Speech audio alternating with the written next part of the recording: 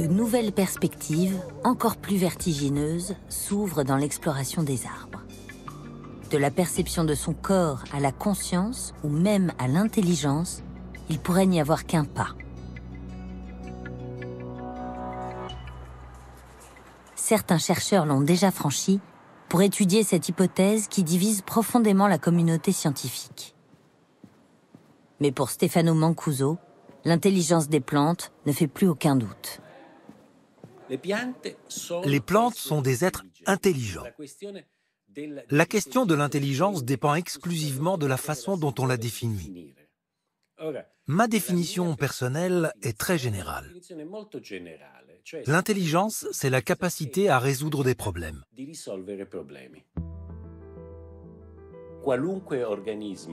Tous les organismes, de la bactérie jusqu'à l'homme, ont besoin de résoudre des problèmes.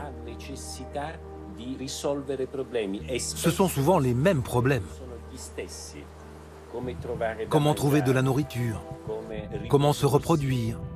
Comment se défendre? Comment réagir face à l'hostilité de l'environnement le mieux possible? L'intelligence n'est pas le produit d'un organe spécifique. Le cerveau ne produit pas l'intelligence comme les reins produisent l'urine. Non, ça ne fonctionne pas comme cela. L'intelligence est quelque chose de beaucoup plus sophistiqué et subtil. C'est une caractéristique essentielle de la vie. Stefano Mancuso a suscité la controverse en créant le concept de neurobiologie végétale, convaincu, après des années d'expérimentation, que les plantes possèdent des capacités de mémoire, d'apprentissage et de communication qui sont des attributs de l'intelligence. L'un des systèmes couramment utilisés pour mesurer l'intelligence des animaux, c'est le test du labyrinthe. Dans le cas classique du rat, on le met dans le labyrinthe et on voit en combien de temps il trouve la nourriture.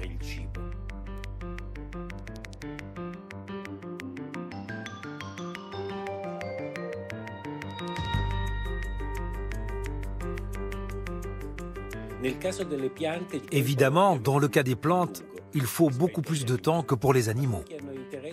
Ce qui nous intéresse est de voir le nombre de fois où elles se trompent de direction. Si on installe une racine dans un labyrinthe, on observe quelque chose d'extraordinaire. Les plantes ne se trompent jamais de direction. Elles se dirigent directement vers le but, c'est-à-dire la récompense. Pour les rats, c'est le fromage. Pour les plantes, une source d'azote dont elles raffolent.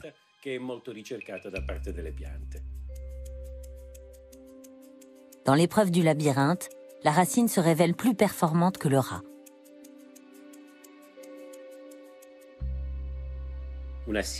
Une seule de ces racines est capable de percevoir en continu au moins 20 paramètres physiques et chimiques différents. C'est énorme. Pensez donc que les plantes sont capables de percevoir des choses que les animaux ne sentent pas. Des composants chimiques, des champs magnétiques, des champs électriques, de tout. L'arbre ne possède pas de cerveau, l'organe qui centralise les informations et commande le mouvement. Alors qu'est-ce qui dirige les racines ? C'est comme si c'était un essaim d'insectes dans lequel chaque racine serait un insecte. Donc, imaginons un système racinaire qui est composé de centaines de millions de ces racines. Et chacune de ces racines se coordonne avec toutes les autres. Alors, toutes ensemble, elles forment une espèce de super-organisme intelligent. L'intelligence en essaim est un comportement collectif qu'on peut observer dans la nature. Chaque individu est autonome, mais tous se coordonnent harmonieusement, sans aucune supervision centralisée. Ce qui se produit dans l'arbre est similaire. L'information est perçue et traitée par les millions de cellules réparties dans tout son corps, comme dans ses racines.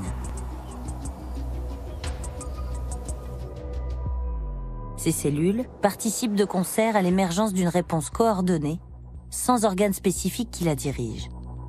L'arbre est comme un vaste réseau cellulaire ultra connecté et son intelligence se situe à la fois partout et nulle part. Il est tout entier son propre cerveau.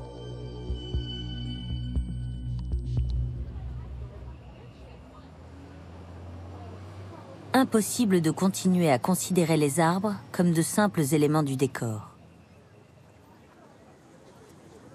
Ils forment en réalité un peuple mystérieux dont nous commençons à peine à saisir la complexité. Ce que nous voyons n'est pourtant que la partie émergée d'un continent invisible, car l'arbre vit entre deux mondes. La masse de son système racinaire est aussi vaste que sa masse extérieure, comme un deuxième arbre à l'envers, caché sous la terre. C'est le domaine de prédilection de Francis Martin, qui dirige le laboratoire d'excellence Labex Arbre à l'INRAE de Lorraine. Ce microbiologiste mondialement réputé est un précurseur dans l'étude de ce territoire inconnu qui se déploie sous nos pieds. La plupart des promeneurs vont regarder ces arbres-là, cette énorme biomasse végétale, les feuilles, les troncs, les branches, mais ils ne se rendent pas compte que sous terre, il y a un monde, un univers des racines, et que ces racines interagissent avec un monde microbien. On y distingue des bactéries, des virus, il y a plein de petits animaux, mais il y a surtout des champignons. Les champignons que nous aimons cueillir en automne sont bien plus que des petits chapeaux colorés et appétissants. Qu'ils soient comestibles ou toxiques, ce sont tous des acteurs majeurs de la forêt. Certains, qu'on nomme les fossoyeurs, décomposent la matière morte et les déchets. D'autres sont des auxiliaires précieux pour les arbres, ce sont les champignons symbiotiques. Seul leur fruit est visible. L'essentiel de ces créatures est composé de filaments souterrains qui cohabitent avec les racines des arbres. Ceux qui m'intéressent tout particulièrement, ce sont ces champignons symbiotiques. On en a deux représentants là, l'amanite céphaloïde et un lactaire, probablement associés aux racines de ce hêtre. Là, on a les fructifications, mais sous terre, on a les filaments microscopiques qui colonisent les racines de cet arbre. Et si je gratte, si je tire un peu, voilà, on voit très bien là les champignons symbiotiques qui forment une interaction extrêmement intime entre les plus petites racines de l'arbre et les filaments du champignon. Le rôle de ces filaments est d'absorber dans le sol des minéraux comme l'azote et le phosphate et de les transporter dans la racine. Dissous dans l'eau qui monte vers les feuilles, ces minéraux sont des nutriments indispensables à la croissance de l'arbre. C'est une extraordinaire prothèse pour l'arbre.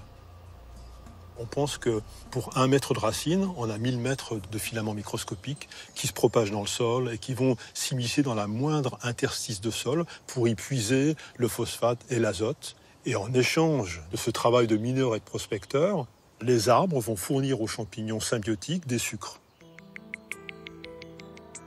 L'arbre fournit 20% de ces sucres produits par la photosynthèse à son associé souterrain. En contrepartie, sa surface d'absorption est multipliée par 1000. Ce troc équitable est appelé la symbiose mycorhizienne. On pense que la symbiose mycorhizienne est apparue au moment où les plantes ont colonisé les continents. On considère, nous, microbiologistes, que sans symbiose mycorhizienne, il n'y aurait pas de plantes, il n'y aurait pas d'arbres. Le génie de l'arbre est donc d'avoir compris dès l'origine que l'union fait la force. Au sein de l'INRAE, plusieurs chercheurs tentent de percer les secrets de cette coopération réussie entre les arbres et les champignons. Marc Buet, spécialiste en biologie moléculaire, scrute pour sa part leur infinie variété. Oui, alors là, c'est un paysage incroyable et insoupçonnable parce que tout ça s'était pris dans une gangue de terre et là se révèle sous nos yeux à la loupe binoculaire une incroyable diversité. À l'échelle d'un individu, d'un seul arbre, par exemple, il a été montré qu'il pouvait y avoir jusqu'à une centaine, 120 espèces de champignons mycorhiziens. Une des questions fondamentales qu'on se pose, c'est pourquoi une telle diversité ? On a un arbre qui est en interaction avec des centaines d'espèces, et au niveau de son système racinaire, c'est comme un couteau suisse probablement. Chaque espèce porte des fonctions qui sont différentes, mais finalement complémentaires les unes des autres. Et c'est réellement ce qu'on essaye de décrypter en faisant un peu un travail de police scientifique. On va essayer de les identifier avec des outils moléculaires, par exemple. Et on va aussi donc caractériser les fonctions qui leur sont associées. Les chercheurs ont identifié 120 000 espèces de champignons symbiotiques et ils estiment qu'il y en a encore près de 5 millions. Leur tâche commence à peine. Mais la technologie dévoile déjà la véritable nature de cette alliance entre la racine et le champignon.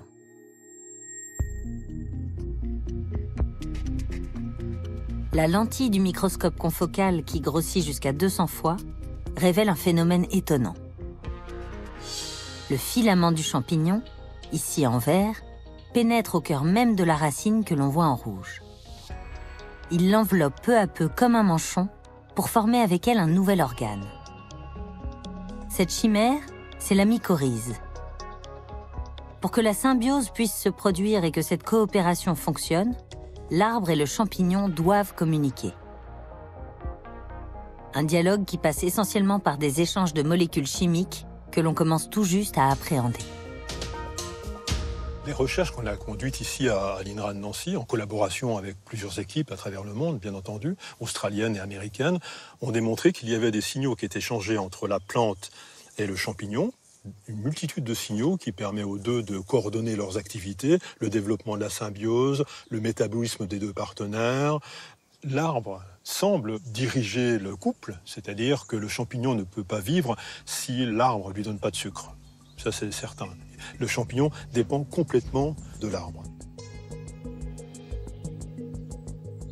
Par contre, ce qu'on a découvert ces dernières années, c'est que le champignon pouvait injecter dans les cellules, dans les racines de la plante, un certain nombre de molécules pour contrôler son fonctionnement. Donc on a l'impression que l'arbre dirige le ménage. En réalité, le champignon peut lui-même influencer le fonctionnement, le métabolisme de l'arbre. Donc on a un système très complexe où l'un et l'autre des deux partenaires s'autocontrôlent. Les scientifiques commencent à mieux comprendre ce dialogue qui s'avère au gré de leurs recherches de plus en plus complexe. Car ils ont découvert que la mycorhize est elle-même colonisée par des bactéries qui interagissent avec elle. Un peu comme le font chez l'homme les bactéries de la flore intestinale.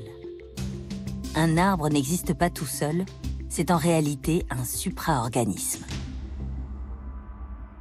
C'est un système de poupée russe où l'arbre interagit avec les champignons mycorhiziens, plusieurs champignons mycorhiziens, les champignons mycorhiziens qui interagissent avec différents types de bactéries. Tous ces organismes forment un réseau extraordinairement compliqué, qui échange des signaux, qui échange des molécules, parfaitement adapté à son milieu. Quand le climat change, le complexe fonctionne de façon différente et s'ajuste aux modifications imposées par l'environnement. Et on a un réseau comme ça, fantastique, qui connecte toutes les racines de tous les arbres qui nous entourent. Cet immense réseau qui circule sous la Terre est comparé par certains chercheurs à une sorte d'Internet végétal qui relie les arbres et leur permet de communiquer. On a une certitude, nous en tant que scientifiques, il y a bien un réseau qui interconnecte toutes les plantes. On sait que des éléments nutritifs, probablement des signaux, sont échangés entre les différents arbres par le biais de ce réseau mycélien souterrain. Ce que l'on ne sait pas, c'est l'importance écologique et biologique de ce réseau. Il reste du travail pour des générations de chercheurs. Pourra-t-on un jour déchiffrer ce langage constitué de millions de molécules chimiques et pourquoi pas être alors en mesure de dialoguer avec les arbres? L'exploration de cet univers aussi énigmatique que les abysses sous-marines ne fait que commencer. Mais elle remet déjà en question quelques idées reçues sur les lois de la sélection naturelle dans l'évolution. C'est incroyable. Après des siècles de recherche scientifique, nous ne découvrons qu'aujourd'hui ces stratégies de coopération et combien elles sont omniprésentes. Il est temps de remettre en cause notre définition de ce qui est naturel. Chaque étudiant en école de commerce apprend que la compétition dirige le monde. C'est ce qu'on leur enseigne, être un bon compétiteur. Alors qu'en réalité, la sélection naturelle semble récompenser les organismes qui sont de bons partenaires. En fait, ce sont les stratégies de coopération qui permettent aux organismes de s'adapter à tous les changements de leur environnement. Imaginez que nous définissions l'organisation du monde selon un nouveau principe, la coopération mutuellement bénéfique, plutôt que qui est le plus fort.